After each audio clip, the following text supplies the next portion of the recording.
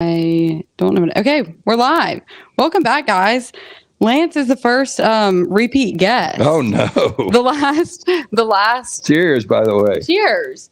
The last time that I did something was last Thursday. Yeah, it was. Less than a week. The thing I love about Uncorked is how informal it is, or informal it is. Yeah. Like formality in my life, I'm trying to get rid of it. Yeah, I can't do it. I'm not good at that. That's not something that I'm good at. And I just, when I have something that I want to say, then that's the perfect time to say it in my mind. Well, I used to make fun of guys that wore shorts. Why? Well, I think shorts, it's hard to take a guy serious in shorts, depending on if like you're doing business. Yeah. Now I wear shorts all the time just because of our venture that we've got up here. And, I don't know. I just like dressing a lot more casual. I never wore a hat at Jocks. When we didn't have a visual element, and you can ask Dunaway and Brown and Rockstar, there was a lot of times I would have sport coats on, collared shirts, always wore pants, never had shorts on. See, I can see the business side of it, not wearing short, like judging people for wearing shorts if you're trying to, get some sort of deal done. But I don't know any different. I've only known y'all since y'all have been here. And this is the only place I did one internship. And I had to dress business casual. And I decided after that I wouldn't be in a job where I had to wear a woman's suit. I'm not interested in that by any means. But so it's kind of like uncorked, casual. Yeah. Go with the flow. I mean, you do it in your bed sometimes, right? Yeah, I do. I'm in a house, like a rental house. We have a landlord, so it's obviously not, going to be as large and spacious as my parents' house. Is he a house. good landlord? Yes, he's incredible. Because you always hear the negative stories about landlords. No, he's awesome, and we love him. But it's not like we have all these spare rooms to do stuff. So one of my roommates has a chair in her room, and it's perfect. So if she's not there, then I've used that before. But I don't want to kick my roommates out of their rooms. And then in the living room, I never know who's coming in and out, and I get distracted easily. So yeah, sometimes I just have to. We're putting some things together up here at Disrupt, and I had a guy that is going to be involved in some things, and he's like, "We have to get you an office at your house." And he came over. He was over a couple of weeks ago, and he's like, "We can't have you doing the shot." Remember we would do like the late night from Club LT? Oh, yeah. The post-game shows? Oh, yes. And like sometimes you would see like my wall instead of my head. I didn't think it was a problem. Like it's late night Saturday. Most people are way deep in the bourbon. Most people have had a 12-pack of beer. I just didn't think it was that big of a deal. But he's like, we got to get you more formalized. And I'm like, I don't know if I want to do that. Yeah, sometimes you'd see the wall instead of your head. But yeah, some exciting stuff coming up. I'll let you share that when y'all get details finalized. But if you were here last week, or I guess like 4 days ago. Well, it was the opening night of the draft. Thursday night, we were at Twin Peaks, and we were getting ready for the pre-draft show. Right. And so I had some technical stuff. I was not doing a great job at setting things up. It was a little hectic. And one of the questions that we got was asking about your time doing play-by-play. And it's in Kansas, right? It was in Kansas. Okay, that's okay. Because that's what I thought. But I was like, I don't really know where Elkhart is. And so it spiraled into all these very fascinating stories. And we thought, why not tell them all? Because you're a fascinating human. Well, I don't know about that. People would probably say I'm more of a debaucherous human, especially back there. I have cleaned my ways up a lot. I know a lot of people don't want to believe that. I still have a lot of faults and a lot of vices. Hey, we all do. But from where I was then at 23 to where I am now, a little bit different. But it was, and I've said this, and I said it last week with you, the summer of 1995 was the best summer I've ever lived. You remember how exciting summers were as a kid. And, yes. When you get to college, summers aren't, I guess they're exciting because you still get out of school. Once you get into the workforce, summers aren't as good. But now I enjoy summers because my kids are out of school. Yeah. So it comes back around. But from all of those enjoyable summers growing up, by far the best was the summer of 1995 in Elkhart, Kansas, where we toured Kansas, Missouri, and Iowa in a bus. And it was 40-plus games. And it was just an incredible 90 days. And yeah, like it's hard for some people to probably believe these stories. And I haven't told a lot of people these stories because this is pre-cell phone and pre-social media. And these are just stories that have been up here and I've lived. So we So you started with last week driving. Y'all had walkie-talkies. You and your friend had walkie-talkies that you were talking back and forth in the car. This is all the same story, correct? You all driving out to Kansas. No, so that was when I graduated. So in order to do the internship, I told my parents I had to still have undergrad eligibility left. So I dropped a class, TCF class, telecommunication and film. And I took the internship with the Elkhart Dusters, and then I came back for one final semester in Tuscaloosa where I took one class, 3 hours, lived in the fraternity house. We can get to those stories whenever you want. But once I graduated there were two things. I had a little bit of money, and in order to go to Los Angeles, I put money on 2 games. I bet against Northwestern in the Rose Bowl on USC. And then I doubled that money, and I had the Cowboys against the Pittsburgh Steelers in the Super Bowl. If I don't hit those 2 games, I never make it to LA. Really? Yeah. I took $10,000 with me to Los Angeles. I did not realize that that's how you got. Yeah, we need to talk about all of that, all of those stories here. And so it was the Larry Brown Super Bowl. So I really never had to sweat that one. Dallas covered relatively easy in that game. But the Rose Bowl came down to a meaningless last-second kick from Northwestern that they missed, and they would have covered 13 consecutive games. They would have gone 13-0 against a number. It was back when I was stupid. I played against the Do Factor. I was like, this Northwestern team is not going to cover this game, and I kept playing against them. And finally, I went all in on USC. And Keyshawn Johnson took one to the house. Northwestern misses a late field goal and set me up for Super Bowl and ultimately to LA. Yeah, and then your acting career. And my acting career, which never took off. Hey, well, I mean, you can kind of, I don't know. I was about to say, you can kind of say really this is like a little. I will show you guys the only time I've ever seen me, and it was a local movie. I didn't even need to go to LA for it. It was called Cobb. And so a guy named Ron Shelton directed it. And so Ron Shelton, you've probably seen some of his stuff and don't even realize. He did Wildcats back in the day, which we referenced today on the next round. He did White Man Can't Jump, wrote and directed. He did Bull Durham, wrote and directed. So he's got a lot of sports movie background. He decided Tommy Lee Jones had just won Best Supporting Actor for The Fugitive, and they were going to film at Rickwood Field just because of the backdrop and the look, and it could double up as an older stadium in Major League Baseball. And so I went out and I was one of the extras, and they put me in that movie. And it's funny because I'm in 2 scenes. I'm a Philadelphia Athletic during a brawl scene where you can actually see me run on the field. Did you when fight? The bench is clear? Yeah, I mean, it was fake fighting. Right. Lock up with somebody. But when that's going on, you see me and my buddy Chico, John Cox. I don't know if you've met Chico. I feel like I have. I've heard y'all talk about him a lot. So the crowd stands, like up on their feet and you see me. So not only am I running out as a baseball player, but I'm also in the stands. So that was kind of neat. But you can see me in those 2 shots. But outside of that, I drove it was a Mazda Navajo back in the day in a movie called One Night Stand with Wesley Snipes. And so I drove a car in that, but you can just see the car. You can't see me. And then LA Confidential, I think I told you about that. Then I was an FBI agent in a movie called Good Vibrations. An FBI agent. Yeah, and they changed the name. I think somebody brought it up on the show a couple of years ago. I've never seen it, though. So. Well, we need to find that footage. Yeah, we do, if we can find it. I'm sure it's out there somewhere. Yeah, it's got to be. It's got to be. So you spent 6 years in Tuscaloosa. Yep. Well, 5 in a class. I mean. 5 in a class. Yeah, 5 in a class. And why'd you go to Alabama? Just cause? Okay, honest admission, I wanted to go to the University of Texas. Okay. And it was just one of those things. Like, I thought I was better in baseball than I was. And when I found out that I liked partying more, the dream was to play baseball at Texas when I was a kid. And that dream quickly unraveled. But I still wanted to go to Texas. Yeah. And so they sent me an application in the mail. And this was when everything was back in the mail. And I remember getting this envelope, and it was about an inch thick. And they wanted me to write a 50,000-word essay. And that's where your dreams ended? Yeah. And I didn't even get to the point of GPA wouldn't have worked. I mean, testing wouldn't have worked. But I knew at that point it was over. So it came down to it was South Alabama or Alabama where I was admitted. My grades weren't good. I was a C student.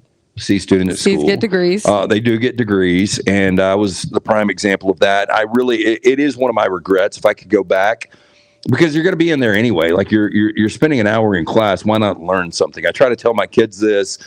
I was a bad example, but I'm trying to tell them to be better for themselves. So I wish I would have been better in that. But anyway, based on grades, I was allowed into Tuscaloosa, and I was allowed. it was much easier to get admitted back in the day. Oh, I know some people that I graduated with that were borderline probably failing classes and got in. To Tuscaloosa? Yeah. Oh, they were sending you an acceptance letter before you even submitted your application. It's gotten a little bit more difficult, though, and I think a lot of that is the Nick Saban factor and the out of state factor, because so many people are wanting to come to Alabama now. Anyway, it was easy to get into back in the day, but yeah, that's the reason I went. And it was close. You know, I had a girlfriend that was still in high school. Well, let me take that back. So my ex-wife, then girlfriend, wasn't dating her my senior year, broke up.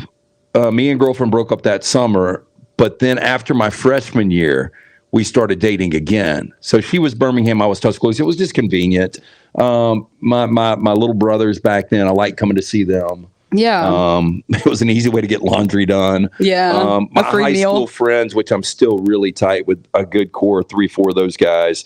A lot of those guys didn't go to college, and so I would come back and do debaucherous things with those guys on the weekends. Really, I didn't spend a lot of time outside of the fall in Tuscaloosa on weekends.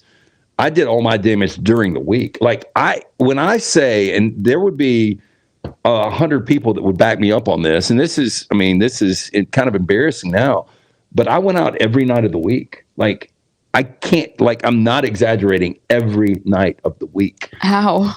Like I would live in the fraternity house the majority of my years, and like, guys would be brushing their teeth to go to bed, and I'd be going to get in the shower to go out. That is exhausting. We would have weeks of some of the fraternity parties are, it's a week long and there's a different event every night. And when we got done with those weeks, I was like, our weekend was typically Thursday, Friday, Saturday.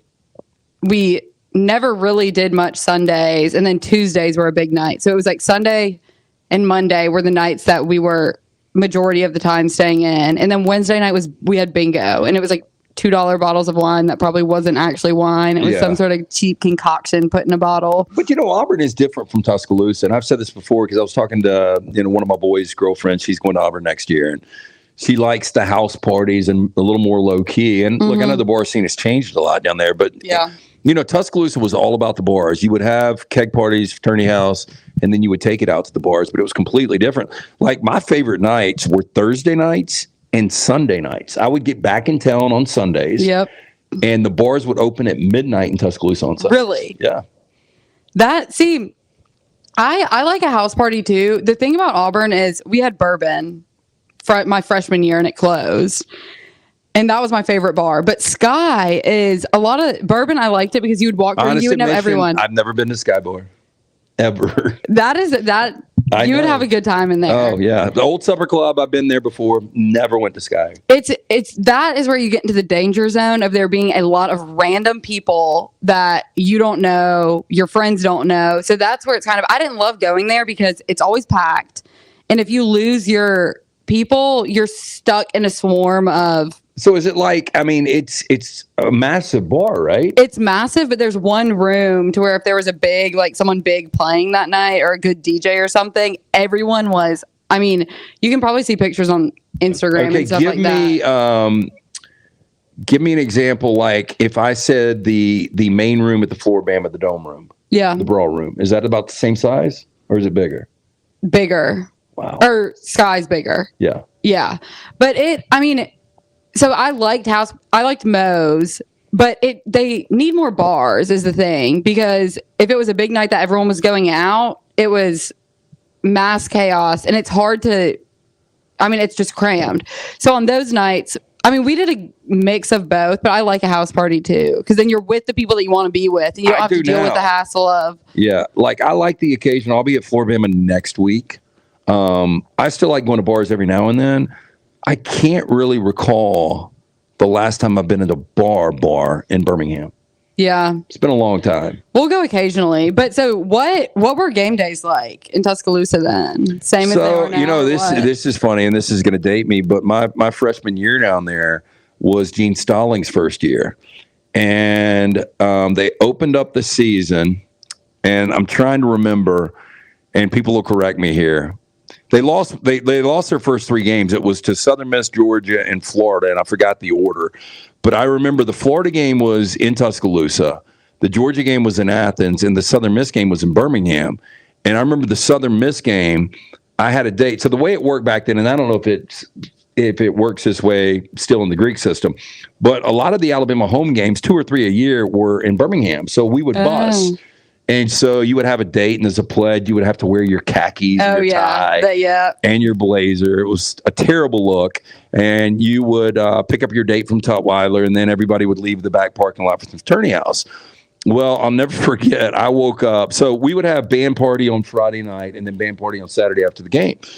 Well, I had a date with this girl, and we had band party, and then the pledges had to come back and clean. So we literally didn't leave cleaning the band party till like 6 or 7 in the morning. Oh, geez. Yeah, and I think the kick was at 2:30, so we had to be on the bus at 10, pick up date at 9. I remember me and my buddy Danny Daniels, we woke up at my shit box of a duplex my freshman year behind Horn's Barbecue at like 11:30. The bus had gone before cell phones, so I didn't have a bunch of messages, but our dates got stood up. It was really sad. Like, not on purpose, though? No, not on purpose at all, but it was their first, as sorority girls, their first date to go to an Alabama game. No. Oh, no. Yeah.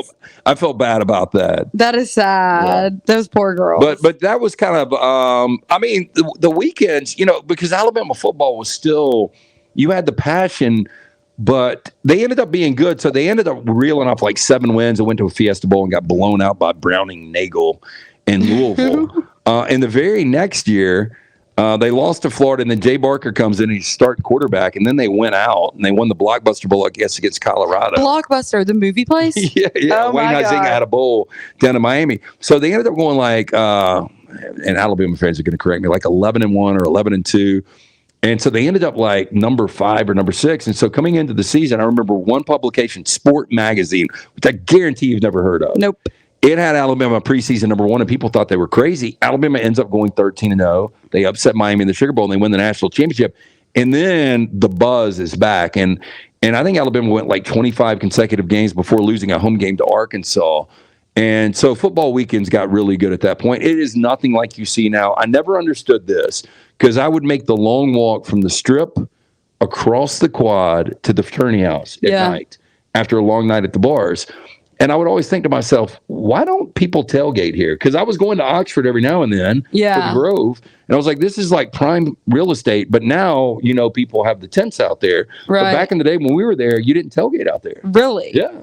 That's, I don't know. It's just crazy to me to think about the fact that there was a time that Alabama wasn't good at football to begin with. Just because, when I was little, there were years, my parents always say, when you were young, there were years when Auburn won, I don't know how many Iron Bowls back to back, but I can't wrap my mind around that. But so were crazy things happening? Like, I feel like now when I would go to Tuscaloosa, or in college, when I would go to Tuscaloosa to visit my friends that went to Bama, it was just, you looked around and you were like, what in the world is going on? Yeah, there was, so, and people still don't believe this, and you talk about that would be exhausting, and I'm just wired extremely different. And I think you're like this too, because I told you the first time I hung out with you, like you were able to go from the Beer Olympics to Superior Grill to Stars to after party at my house. And you're one of those that's never done a drug. And I've never done a drug. And people just assume, and I don't know how Auburn was, like in Tuscaloosa, I saw a lot of people doing a lot of cocaine. Yeah. And that was big. And I don't think people worried as much then. And maybe they don't worry now. I don't know. But there was no social media. There was no cameras. So people were just, it was all out debauchery. But I just never needed that. Like, I just had energy. Yeah, you wouldn't walk into a room, or at least the people that I was hanging out with, you wouldn't walk into a room and that's what you see. Well, most people that do coke know the other people that are doing coke. If that makes any sense. Right. So they've got a weird radar when it comes to that. Yeah, well, they all probably, they all huddle up together. But I mean, I'm not naive enough to say it wasn't going on. It was going on. I guess it wasn't out in the open. But then again, all of the fentanyl stuff started happening, and that was so that was because there was a bunch of that's terrifying. See, we didn't have to deal with any of that stuff. Yeah, and so there were some people. They were, I believe, in my sister's grade, and it was an awful story. I don't even want to talk about it, but they were older guys that people that I was friends with knew, and I think that kind of, so the story, everyone knew the story, and so that kind of, I think, scared people off, which is, I mean, it's sad that that's the way that it had to happen, but it is good in the long run for the sake of everyone else. Different world now. Things we did not have to worry about back then, but we could have, and it's changed so much. I'll never forget. So our first swap, it was with AOPI. And I remember they came in, it was a toga party. That was the thing. Yeah. And they got out bottles of Jaeger, Goldschlager, and tequila. And we had to sit in a chair and they would pour it down your throat nonstop. Now, granted, this is pathetic, but I started really drinking at 15. So I was kind of a seasoned vet. And we had 46 pledge brothers. And of the 46, I would say there's probably 5 like me. That really, really could get after it. Some others just maybe got out of it. But we had one room in the fraternity house, and you tell me how dangerous this was and how much liability. There were 7 or 8 guys. I know they had alcohol poisoning. They were throwing up nonstop. They put them in a room and left them in the room for the party. Yeah, that's nowadays. You see those articles. We had people come in speaking because girls don't get hazed. That's, you come in and everyone's and that was what they called it. We had other people around, I had classes with guys that were in different fraternities, and I heard some really bad hazing stories. I never got hazed. I mean, that was kind of the extent. Take me to class, pick me up lunch, drink this bottle, drink this alcohol. That was the hazing. Now, if somebody made my kid drink, I would be super fucking pissed. Well, now, we had someone come and talk. It was the mom of a kid that passed away due to a hazing incident. It was kind of the same. Was it alcohol related? Yeah, and I think they just put him on a couch and said, we'll deal with you later.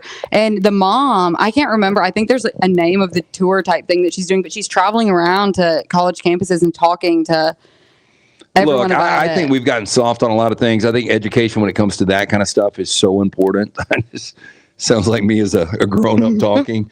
but it is. But I do look back in retrospect, and I don't know how a lot of people survived some of the things that were going on, and I guess some people ultimately didn't. But it literally was a different world. You could get away with so much back then. Yeah. Well, I feel like phones not having, right now it's I could do something in Europe and you could know about it in 5 minutes. So that's no one's getting away with anything nowadays, which is.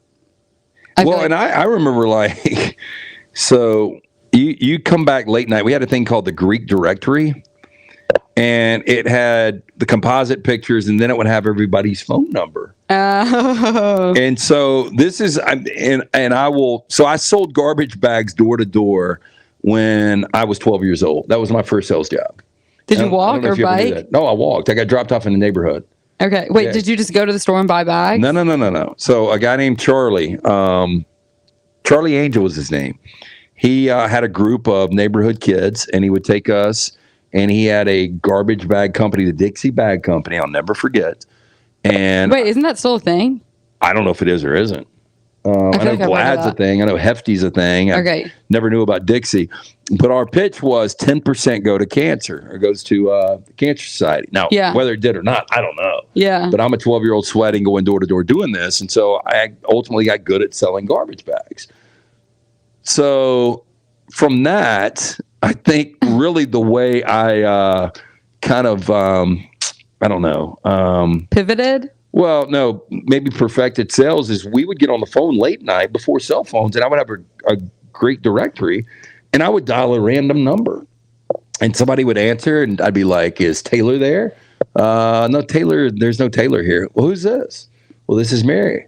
Well, Mary, what are you doing? Where are you going tonight? And it would literally, I mean, a lot of times we'd go into ridiculous conversations, and who knows, the next night you might meet at a bar. Yeah. I thought you were about to say calling him to sell him trash bags. No. So what was your trash bag pitch? The cancer. Yeah, no. Hey, I would go up and say, hey, look, and 9 times out of 10, they would shut the door in my face. But hey, I'm Lance. I'm working for the Dixie Bag Company. Everybody needs garbage bags. I just wanted to let you know ours are more durable. You could actually put 110 pounds in this. 10% is going to go to cancer. We'll deliver it to you. That sounds like a good pitch. I just had a good pitch. Yeah, back in the day. Yeah. So my most, I sold 12 boxes in one day, and I was so proud. I got $3 a box that I sold. So I made $36, probably worked 10 hours that day, and I was so excited about it. That is exciting. That's like a lemonade stand. It was. For a 12-year-old, I never minded working. And boy, we're getting off on different tangents here. I don't know. It was like an experience for me, and it was like conversations with strange people. And, back then, there wasn't a lot to do. Like, we would play ball outside nonstop. During the summer, we'd go to the swimming pool, but if you wanted to earn a little money, you had to figure it out. Right. That's one way to do it, selling garbage bags. So we kind of told the story of how you got to Elkhart, and I don't know how on a timeline, how the events the stories that you told last time line up with the host dad. I'll call him your host dad. Robert. In the Bobby, hospital. Who's no longer with us, unfortunately. And then the margarita. So was the margarita the first day that you walked the margarita was, I got in town, I forgot, it was like May 12th. I think that date's right, actually. The memory is insane. Yeah, 1995. And so we had that little mixer, like an FOP lodge. And then I went back to the Martins, and he was in his recliner, and he had on literally the tighty whities, which I don't know do people still wear those? Not to my knowledge. Yeah, because boxer briefs, I think do the same thing. But he had on the tighty whities, completely naked, not a great. He wasn't Arnold Schwarzenegger, wasn't working out a lot, but he had a cup, and he was eating a margarita. So he had over-frozen the margarita, was eating that. And I just remember him. He had one of those like porn stashes, and him talking to me and telling me where everything was. I told you I had a water bed. Yeah. And he was like, and in this closet is my porn collection, and feel free. And I just thought at that time, I thought it was weird, but like now I would be like, if Jack called me and was like, my host family guy just introduced me to my porn collection, I'd be like, I'm coming to get you. Yeah. Or your ass is flying out. Yeah, like right this now. Is a little scary. Yeah, I was naive, I guess. I didn't think it was that big of a deal. It wasn't like I was worried about the guy attacking me or anything. I just thought it was a little strange. But yeah, that's kind of where it started. It was just, there was one restaurant in the entire town. And do you want to guess what it was? McDonald's. It was a Pizza Hut.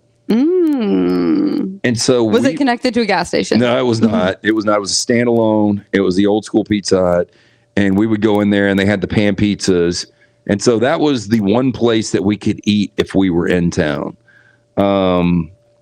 Did your family cook for you? Like how was the chicken enchiladas from Karen were incredible. That was the first meal we had. We had those good majority of the time. I remember her being real upset that. I think I told you this. So the guy that was supposed to be out there, my roommate, he played, I think, at UCLA, and he ended up last minute, didn't make it. Something happened. Maybe it was a pivot. Maybe he went and played in the Alaska League or Cape Cod or something happened. But they sent in my buddy Keith Ginner, who was playing at Cypress Junior College then. So we just met. He was 18. I was 23. And I remember we hit it off like immediately, but I remember the host mom getting upset because the other guy wasn't coming. And I started to think something might be weird there. Like, I don't know I know you haven't seen the movie Youngblood. Nope. So Youngblood was with Patrick Swayze and Rob Lowe. And it was basically minor league hockey where they would stay with host families. And there was this one mom that was a little promiscuous. Yeah. Yeah. And that's what you thought was going on? I didn't know. I just think she was like heartbroken the guy didn't show up. Yeah, and you're like, wait, but I'm still here. Yeah, well, I didn't want anything to do with that. But not in that sense, but it's like, if you just want kids, like if you just want to host someone. There was so much going on in this small town of 2,300 people, again, on the tri-state border of, so we're in Kansas, Oklahoma, and Colorado. And by the end of the summer, so, I'm sleeping in this waterbed. Yeah. And so Keith's got the other room. And we got told towards the end of the summer, so much happened at the end of the summer, but their granddaughter had died, drowned in their pond out back. And it was a smaller house. It was just a small pond. And so we find this out. And then she talks about how she still feels the presence of her granddaughter. Oh. Yeah. And I've said this before. I've never experienced, I lived for a year in the oldest hotel in Alabama. There are so many ghost stories from that. I never one time experienced anything. Thank God. I don't want to experience any of that stuff. But I did have a weird sense after she told me this. And Keith, my roommate, swears that he would see something small. Like a little girl. Yeah. So I swear the last couple of weeks, we ended up sleeping in that waterbed together.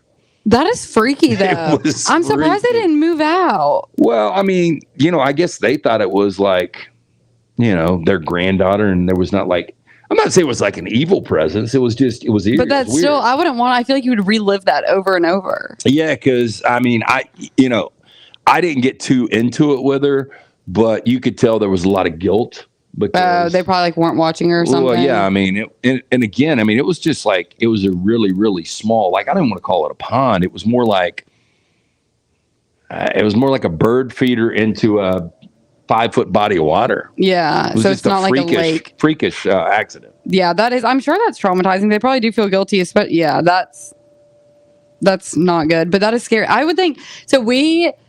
This was probably, I wasn't in high school yet, but we were renting a house at Smith Lake.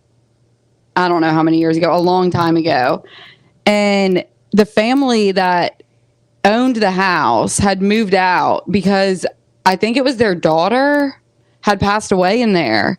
And after they told us that, because that's why they weren't living there, they literally built a house right across the street. And I was like, this is kind of weird. They're not downsizing or, they don't need something bigger. It was weird because it's the same type of thing going on. And then we found that out and I was like, I feel kind of weird in here now. And again, we didn't experience anything weird, but I was just knowing that someone, I just don't like it. Yeah, I think we had a mystery fifth hour on this, but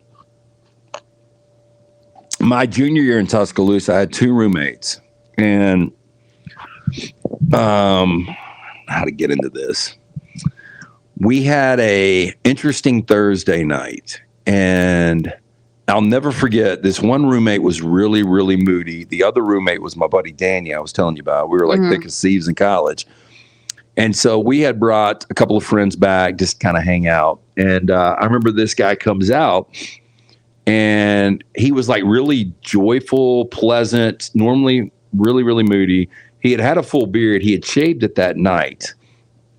Well, we stay up. He goes to bed. The next morning, the phone's ringing. I answer the phone. It's his mom asking where her son is. I was like, I guess he's at class. I don't know. I was still in bed. Yeah. So I hang up.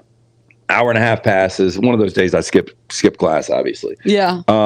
Rings again. This is on a Friday afternoon too, or Friday morning, and ask again. And the bathroom is still locked with the water running. So I told her, I don't think he's here still. I'll get him to call you. Well, then I knock on the door and it's locked from the inside, so I know something's up. Yeah. And so I kick the door open. I'm getting to a point. Kick the door open. He's in the tub. He's dead. Call 911.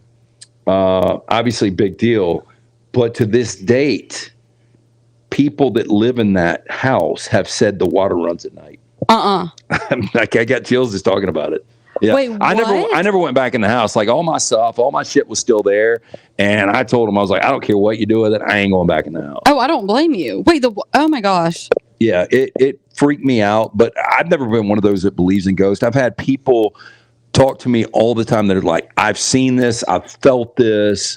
I haven't. I don't want to see it. I don't want to feel it. I still dream about that guy every now and then. Yeah. And that's been, oh my God, that's been 31 years ago. Yeah, that's terrifying. Yeah. That's, I haven't experienced anything like that, thankfully. But I wouldn't enter back either. I would be like, someone else can go in and get my stuff if y'all think if it's valuable enough for me to bring with me. But other than that, I will, adios, I'm out. Yeah, and it's one of those things, like, I don't know if you know this, I recently not recently, I think it was 2 years ago, I looked at a house. So you're supposed to, I think Alabama state law, it depends on the state, you've got to disclose a death if somebody asks. And I think for Alabama, it's just one buyer removed. So, but if you don't ask, then they don't have to. So my example is if there's a house on the market right now and I go in and I'm like, hey, did somebody die here? If it was the last owners, they have to disclose it. I think that's the way it works. Some states, you don't have to disclose it. I looked at a house 2 years ago, and Brown ended up going to look at it with me, and he thought the same thing. Yes, I feel like I've heard this. But I looked at everything. I loved it. I went downstairs, and I was like, something's off. And so I told my realtor, I was like, and I went back and looked at it a second time, still felt the same thing. And so she does a deep dive, and she's like, we don't know exactly what happened, but there was a violent death is how they described it. Violent? Yeah. Just leave it at death at that point. A violent death. Yeah, you're right. Okay, that's exactly what I was feeling. So I've felt some of these things. I've never seen it, nor, again, do I ever want to see this. Yeah.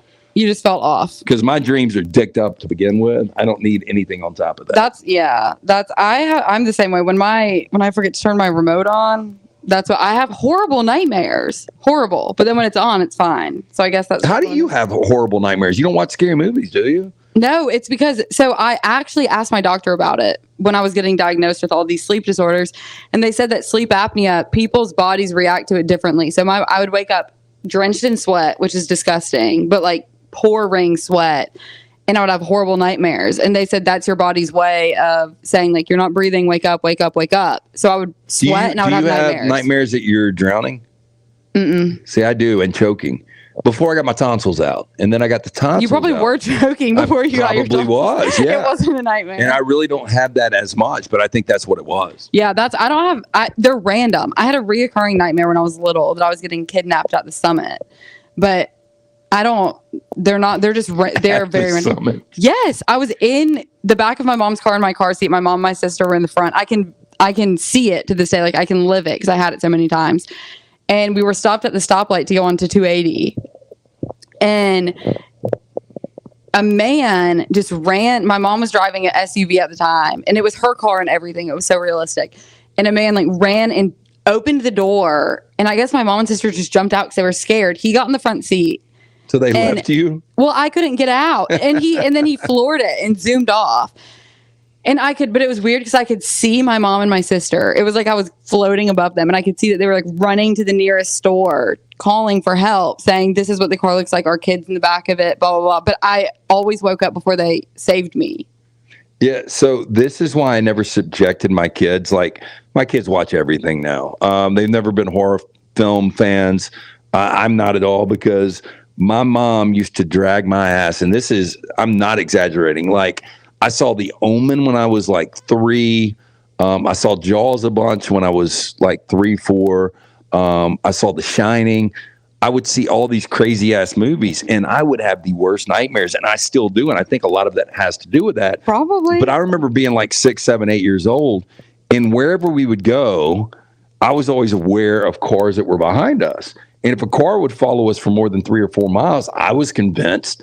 This was when the Atlanta child murders were going on. Oh, God. Yeah, and I don't know if you heard about that. It's really fascinating. It's still never been 100% solved. I think kind of they got the right guy.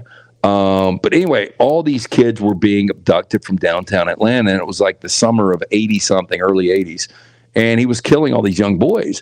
I just always thought I was going to get abducted and killed when I was a kid because I watched so much horror. That I can't do that, especially at night. Because if I'm ever home by myself or sleeping at my house by myself, it's like every time the AC turns on and a door creaks, or you know how doors will shut on their own, I'm like, this is it. This is the end. Why you need a Vishla? I do not. A Vishla is the last thing I need. Okay, so back to Elkhart. I'm going to pull your beer up there. Yes. Thank you. So what else? So you said was it the manager of the league that also had an affair? Everyone was having affairs out there? So the guy that was the president, I'm not going to throw his name out. He might still be alive. But I'll never forget the first time I met him. He was the guy that met me when I got in town to take me to the mixer.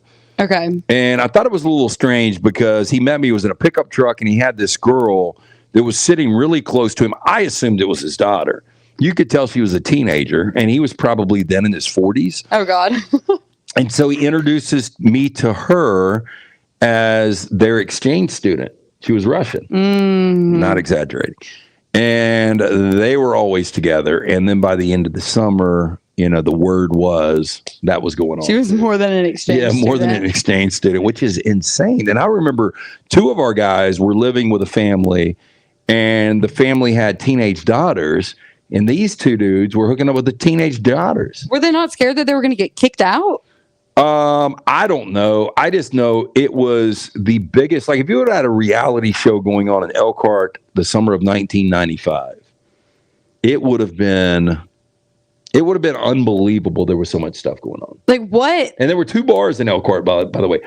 2,300 people, 2 bars. And a Pizza Hut. And we would, and this is so bad, but back then, because there was one red light in Elkhart, and we'd go to the bars, and there's nobody on the street, so the players, we would drive home to our host families. Yeah. And I remember getting pulled over like 3 or 4 times, and the cops would always be like, "Oh, okay," and we'd have a little conversation. They'd be like, "Be safe." They just let you go on. Oh, how times have changed. Oh, how times have changed. How many? And I wonder if they've got Uber in Elkhart. I doubt they do. You should take a trip out there. So when I lost that bet to Dunaway, this is years ago, was in 2016, and I had to go to Amish country and stay on a farm. It was one of the options. So listeners got to vote. Elkhart was one of the options. Amish country, something else. I feel like you would have had fun in Elkhart. I do too, but I don't know how many people are still there. It would have been interesting to see. I wonder if anybody would have remembered me at all. Probably. I don't know. I just know, like, Sundays, much like you used to have Shelby County, there was no beer sales in Kansas. So I would have to get in the car with the guys, and we would drive to the Oklahoma border to pick up beer on Sundays. So who were were your friends the players? Yeah. And it ultimately ended up being the manager, Ron Hawksinger. I think I told you he passed away a few years ago. But really, the whole organization, I mean, me and the players, I mean, there was like 3 or 4 that we were really, really tight. I mean, we took a trip one time. I don't know if I can get into this story. We had an off weekend, and we went. One of my buddies who pitched at Pittsburgh, he had a friend that lived in Fort Collins, who was in the military. And so we go to Fort Collins. This is where Colorado State is. So we go out. We have a wild night. By the time we got to Fort Collins, though, we had drank so much vodka. We were in a Ford Tempo, a light blue Ford Tempo. I don't even know what a Ford Tempo is. It ain't good. But we get out there. We're just disoriented. We ended up going out that night. We go back to this guy's place. We have like an after party. And it's in an apartment. And we start roughhousing. Somebody gets thrown through a wall. Oh. Yeah. And the cops come, and somebody gets taken off. One of the guys that lived in the apartment gets arrested. The next night we go to Boulder. And I stayed out later than 2 of the other guys. And so when I'm coming back to the hotel room, there is a lady leaving with a 7-Eleven tag on her shirt. No. Yeah. So the story is they went and got food when I was still at the bar, and they brought back the 7-Eleven cashier. She could not have been clean. That is all I will say. I really, a little tea. I got a small gander of her, and then I got the story. And yeah. It wasn't good, I bet. It was not good. That is scary. And she was going back to her husband, by the way. I feel like that is how this all goes. There probably aren't enough people. Everyone's married or a kid. So that was in Boulder, Colorado, a bigger town. But yeah, I don't know. So what ended up happening with your host family? Did they stay together? No. They got a divorce. Again, Robert got beaten within an inch of his life when, I'll throw her name out there, Sonia. Her husband found out. So how did I knew it day 1, though, or day 2. When I went to the park for the first time, they were having BP just to interview the players, scout them out, all that kind of stuff, just have conversations. He was on the side it was the left field side, and she was in her truck, and he was talking to her, and I could tell it was weird. And then come to find out they had a full-blown affair, and her husband found out when we were in Wichita for the WBC World Series. And that's when got a call from Karen, and she's like, Robert's in the hospital. He's been having an affair. I'm leaving him. He's got broken ribs, So how did the guy, like, where did he find him to beat him? Oh, I don't know. I didn't get that. I'm sure he probably just started, figuring out, I think my wife's having an affair with this guy, followed him. Who knows? Yeah. And you had to go back home to that. Because was that at the start or the end? Yeah, well, no, I decided not to go back home to that because of that. So we were supposed to go back to Elkhart. I decided to go to Little Rock for that weekend. Okay, to let things cool off. Yeah, then I peaced out because, I didn't want anything to do with that. And then I kept in touch with Karen a little bit. I'd call and check on her for a couple of years, and then we just lost touch. But one of the kids there, Nathan Grable, I'll never forget this. So we would go to their house because they had like the cool downstairs with a bar. Their parents didn't care if we all drank. They had the pool table. They had the big movie theater set up. First time I saw Shawshank Redemption. But Nathan reached out to me randomly last summer, and we had a great conversation. Last summer, as in a year ago? Yeah. What is he? So he lives in Lawrence, Kansas now. He's got a wife and kids, and he saw one of our reels pop up or something, and yeah. Did any of the players? So what was their goal? Were they just messing around, or were they trying to make it? No. We had Jason Conti played for the Rays for a little bit. Michael Colangelo played for the Angels. My buddy Keith played for the Brewers, the A's, and the Astros. Elkhart was one of the best teams that year in the league. So there were, I think, 3 guys that ended up playing in the majors for years. It was a good team. And so when we went to the WBC, so the league, the Elkhart, or the Jayhawk League, the Woodbat League, it was Elkhart, Liberal, Hayes, Red Oak, St. Joseph's, Nevada, and I might be missing a team. But a guy that played at Hayes, you won't remember this name, Lance Bergman. So he played at Rice. And so that summer, doing the play-by-play, we played them a few times. He was a good player, nothing great. And we went to the WBC, and he blew up. Just had an incredible series there. And the next year he goes back to Rice. He wins the Golden Spike, which is the equivalent of the Heisman or the Naismith. Oh. And then he goes and plays at the Astros, and he was an all-star for years. And you covered him. Oh, yeah. He was, and like out of nowhere. And that's, baseball is kind of one of those weird sports where people develop at different ages and different times. But, yeah, Lance Bergman was the guy that year. So who do you keep in touch with most? The only one I keep in touch with now is a guy named Keith Ginner. The guy I was in his wedding, I think I told you about. Yeah. He's still in LA. I saw him last May. And then when you left this summer and went back for your 3-hour class in Tuscaloosa, what were you doing? Like, were you working on the side of doing your classes, or how did that go? Or did you just do class, have fun, and then graduate? Yeah. So I'll never forget when I go back. Really, it was a plan, and I'd planned this out for a while. So I'm going to go back to Tuscaloosa. I was a bookie then. Yep. I'm going to book. I'm going to make money. I'm going to go to class 3 hours a week. That's it. I'm going to live in the fraternity house. I am going to absolutely blow it out this last fall. And then when I graduate, depending if I have enough money, I'm going straight to LA. And that's ultimately what I did. But, when I got back in August from Elkhart, basically all I would do is go to the pool all day. Yeah. And I would go back, and we had lofts. Some of us had lofts at the fraternity house. I'd get my loft.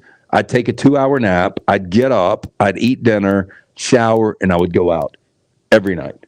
And that one class I had, sadly, guess what I made?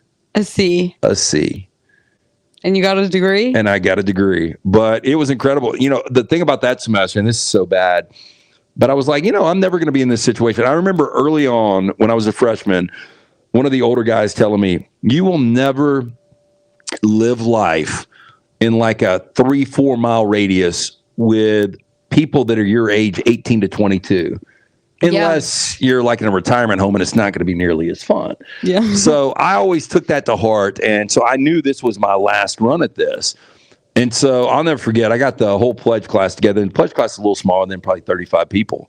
And I was like, okay, guys, this is the way it's going to work. You guys are supposed to have a swap every Thursday night. Yeah. But you guys are going to get to have a party every night. And so I would get on the phone and I would call the social chair of other sororities and I'd be like, hey, our guys need to have a mixer tonight. every night. Every They're like, night. you called us yesterday. Yeah, so I would find out the guys that had like the clean, nice apartments. Yeah. And I'd be like, John, tonight it's at your place.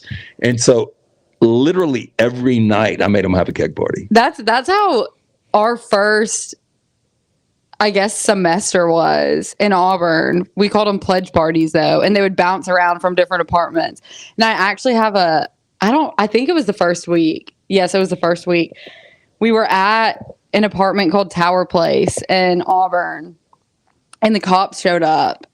And I mean, they could literally just sit in the parking lots of apartment buildings and arrest hundreds of people this week because it's apartment parties But they can't, right? They've got to wait until somebody does something outlandish because it's a numbers game, right? They don't have the manpower to arrest everybody. Yeah, no, they couldn't logically, but if they wanted to, there were a lot of people in those areas because we weren't going to bars. And so it had rained. It had been pouring raining, and we were trying to leave this apartment because like the cops were there, and we were like, we just need to get out of here. There's so many people. We all just need to disperse. And I busted it down. The stairs it was like concrete stairs? Yes. It was like the stairs are outside. So it's not like you go into a building and then up an elevator. It's the stairs are outside, and they're the stairs that they're concrete, and then the end of them, they have the little metal thing. And so I slipped because it had been raining. So the metal part was wet. And so I slipped and I destroyed my elbow. And I was like, I just have to live with it. I have to live with it. So did you cry? No, because I was intoxicated. So that, masked the pain a little. Softened the blow a little bit? Yes, it softened the blow. And so we go into one of our other friends' apartments, and two of my best high school guy friends were like, what did she do? What's going on? And they were like, I think that she broke her arm, but like, we don't know what's going on. And I didn't want to tell my parents because I was like, I've been here for 4 days and I can't be going to the hospital to get this checked out. 4 days into Auburn, this happened. Oh, well, it was rush had happened. So I guess I was there for a week, and then this was syllabus week. So yeah. And I went to my sister's house because Aaron was still there. Did you drink in high school? Yeah. Yeah. At the end. But I was really gone. I didn't have much opportunity to get into trouble because I was gone every weekend for soccer. I was always traveling. But the weekends I was home, we had a good time. Did you have an ID? Yeah. Older sister? No. Somewhere. But it looked, I don't know how it worked anywhere. Because I still remember my older brother's social security number still to this day. Because of that? Well, I had it when I was in high school, and he was a Birmingham cop. And I got arrested one night, and they found his ID. And boy, he showed up. He was so pissed. Well, he probably was like, I'm going to get fired. Well, I told him, I was like, I found his ID. I was staying at his apartment. It was on the floor. I picked it up, put it in my wallet. And I forgot. I tried to play it off. It wasn't anything they could do about it. But the fake IDs work as well as they used to. I don't know. I haven't never had a problem in with a mine. while. I didn't really either, but looking back on it now, it looks like I printed it out on our printer here and then put a piece of duct tape over it. We had a place called Newberry's, and you could order the ID. Oh yeah. And it was just a generic ID. But back before they really got on top of it, scanned them and all that. Oh, you could easily work one of those. We didn't really have issues, but I don't know. Nowadays, I feel like there's so much. They look at it because sometimes when I go places, they're like bending it and stuff, and I'm like, okay, this is excessive. But I need to find a picture. Once I get my phone, I'll show you. But my elbow was literally. I went to Aaron's house, and I was like, I think that I might have a shattered elbow. I phoned. She's like, you have to go to the doctor. And I was like, I don't want to tell mom and dad. I've been here for. You can do anything for a shattered elbow anyway, can you? Oh, I don't know. And I don't know if it actually was, but one of my good Sydney, Sydney, oh, yeah. She's like a workout girl. She's working out all the time, and she would try and get me to go to the rec with her. And she'd be, okay, I'm about to apply. And I could not do a plank or anything for months after that. But I have a picture from, I think, the next morning of my elbow, and it looks like it was so messed up. And that was my first week of college. But it was syllabus week when we had all those apartment parties. Everyone was meeting everyone. Syllabus week was the best. It was the best. It was the best. Okay. Should we restart this or next week whenever we can and talk about LA? Yeah, we can do that 100%. LA was a disappointment for me. There's some good stories. It was a learning experience, and I know nobody will believe me, but to this day, about 15 years ago, I still kind of regretted it. Like, I am so glad I did not make it out there. I cannot imagine. I'm thinking about what celebrities, big movie stars, and people like that go through every single. I mean, I would hate to be. Well, it's just it's like you have to be on all the time. You're fake. I think really everything you stand for probably changes. Everything you say and do gets dissected. Yeah, look, I obviously didn't look good enough. I wasn't talented enough, all that kind of stuff. So it wasn't going to work. But I'm glad it didn't work. Yeah, I feel like that's I do believe things happen for a reason. I don't know. Are you one of those? Oh yeah. But I couldn't do that either. I mean, I had no desire ever because I think that I would laugh too much when I was supposed to be acting. But I can't. And even being around Barkley with y'all, I mean, he can't take a breath, and there's someone coming up to him. It's one person after, and I could not do that. And he's so kind, to everyone. I couldn't do it. Would be really, really tough. I couldn't do it. I couldn't take a picture with every single person that walked by. Do we have any good questions or no? We have a comment about what you said earlier, school-wise. Landmine Believer said, I tell my nephews all the time, I wish I would have applied myself more in school. You're going to be there no matter what, so you might as well try. Oh, let me say this, though. And this was I guess it was an urban legend. But with my roommate dying, I did not get a 4.0. Like, Have you never heard that? Like, if your roommate passes away, you automatically get a 4.0.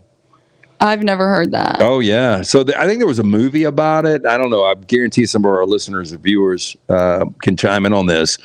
But that was what the perception was. Like, if your roommate passed away, you get a 4.0. And I never really thought about it because I was still kind of in shock. But it was April 28th of 1993. What is today? The 30th. I just looked at that. It was 2 days ago. Very close. So, yeah. So it was towards the end of the semester. I was in finals. And I kind of just tapped out. And that was my worst semester ever. But I remember a couple of weeks after that, some people reaching out and be like, hey, you need to talk to admissions. I think you've got a 4.0. Oh, you're not saying that it's some sort of power that gives you a 4.0, like the school gives you a 4.0. Yeah, based on the fact that they like the trauma, they're just like, hey, you take some time, we're going to give you a 4.0. Okay, I thought you were saying that just happens to people. Like, if that happens, then you just end up getting, like, you... I mean, that would have been sad that my best semester ever would have been when my roommate dying. Yeah. But it ended up being my worst semester, ironically. But I don't think that's true. At least at Tuscaloosa back in the day, it wasn't. That's what Steven said. Did you have to take finals? Yeah, they still wanted me to take finals, and I did. I think I skipped one final. Anyway, it was a shit show because funeral, parents, moving out. It was a lot of stuff. Yeah, me not moving out. Or, getting people to move out for me. So, yeah, it was a lot of stuff going on. But no 4.0. Well, hey, you're here. I'm here. So you made it. C's get degrees. C's get degrees. I graduated with 4.0. Fun fact. No, you did not. Yes, I did. There is no way. Yes, I did. Horseshit. I did. Can I see your transcript? Yeah, my phone's over there, but actually I don't even know how to find that anymore. But yeah, I was like at graduation, I was whatever. So you had like honors? I don't know about that. Well, if you're a 4.0, I don't know what honors. Like, did you ever make a C in college? No, I made all A's. I made an A in every single class I took. Throughout the 4 years? In 4 years at Auburn. Yeah, but I kind of cheated because if there were hard classes, I would take them at the community college locally. Well, that's not technically cheating. So I would take the classes there and then transfer my credits because it was easier. So I took. So you studied? Yeah. Wow. I studied, but I also, I mean, not a knock. You just seem like you would have partied more and like you would have been like, you know what? If I get a B or a C, it'll work. Yeah, I got a 4.0. Is that why we hired you here? I don't even know if I ever sent y'all my resume. I doubt it. But yeah, That's probably my biggest accomplishment today. That is amazing. Congratulations. Thank you. My high semester was a 3.0. That's good. 9 hours. I took less than 12 hours so much. Okay, that's what I did the same thing because when I started at Auburn, I was pre-med. And is that what you wanted to do? I wanted to be a dentist. I think you're fucking with me now. No, I'm not. No, I'm not. Do you want to put your hands in dirty mouths? I guess for a second I wanted to. And so I was pre-med and I went to chemistry class the first time. I think I fell asleep in there. And then I was like, I don't like this one bit. And so I called my dad and I was like, hey, I got to drop all my classes and get out of this now. Because I was in chemistry, biology. Did Don want you to be a dentist? Oh, no, he didn't care what I did. He's just like, be the best at whatever you do. You know, he's going to be supportive wherever. But so I called my dad. You get to drink and talk about bullshit. Yeah. Be the best at that. Yeah, I'm trying, Dad. But so I was like, Dad, it's past the point of me dropping classes. We're going to have to pay $100 for every class that I drop. But I was like, I need to drop them all because I can't do this. I cannot. And I stayed in biology. I dropped chemistry and all that, but I was like, I'll stay in biology and get my science out of the way. And I think my average after the first 2 tests was like a 19. And so I was like, I have to get me out. I was somehow. about to ask how you did in biology if you got all A's. No. Well, I dropped them all. And so my first semester, I think I was in 9 hours. I was not a full-time student freshman or senior year. But then I thought that I was so far behind sophomore and junior year that I took all these classes, did all the summer school online. And then when I got to senior year, I had like 1 class left. So I was cruising. But in all of the classes on my transcript, I got an A. Prior to me dropping them, I would have had 1 F. That is maybe the most amazing thing I've heard today. Thank you. Well, actually, I have 1 W, withdraw. But I don't know if it shows the grade on there. But I'm pretty sure I can get that. That got wiped. Wow. So like in your friend group, did you have the best grades? No. My friends are, a lot of my friends are smart. How do they have better than A's? Well, I mean, maybe not better, but like they were probably had the same as me in a lot harder majors, like science majors. A lot of them are a lot smarter at science stuff. If I took all science classes, I would have probably not graduated on time. But yeah, I got a 4.0 and now I'm here. Works out, right? It does work out. Okay, guys, thanks for tuning in. Yeah, what are we going to do next time? We need to talk about, I want to hear about whatever you have to say about your LA experience. Like, I want you to like spontaneously react. Yeah. But at the same time, there's some things that I don't know if I should disclose. So I wonder if I should run them by you first. Maybe run them by Brown. No, he's going to be do it. Maybe run them by, I don't know. I don't want you to run them by me. I don't care what you say on here, but I mean, I really don't either. I'm an open book. But we're going to be back with more stories from at some point in Lance's life at sometime next week. From the green couch. By the way, do you like the green couch? Yes. Okay. Also, my sister, so her wedding reception was at Regents Field. And they had, you know, the little outside, there's that ballroom, and then there's the outside patio. Yeah. And I don't know if Regents did it or if it was the wedding planning people, but they put furniture out there for you, but you get to pick what goes out there. And I'm pretty sure we have these exact couches, or this exact couch. It was green. And I remember my mom was like, we have to find another one of these green couches. And I was like, well, we got one in the green room. We can probably borrow for a weekend. I can tell Gina where to get it. But yes, I like it. Yeah. And it looked good at Regents Little Field. T was working in the lobby. Then she started working in here. And now you're in an office. Yeah, we share an office. We do share an office. Every morning I come in, the lights are out. I have to tell her, I flick them on. I'm like, I know you don't like lights, but I got to have lights. Well, I'm used to it. So in the lobby, there's those massive windows. So I get some daylight. But when Brown's out, because he's always the one that turns the lights on when he comes in. So if he's out for a week, the lights don't turn on for a week. I never do. I like lights. What about your house? Do you like lights? Yeah. Well, I also keep all the windows open during the day, the blinds. Okay, guys, thanks for listening to some entertaining stories. We'll be back next week. When TBD, we'll let y'all know. But give us a like, subscribe, and if you have any questions, you can let us know in the comments, and we will see you next time.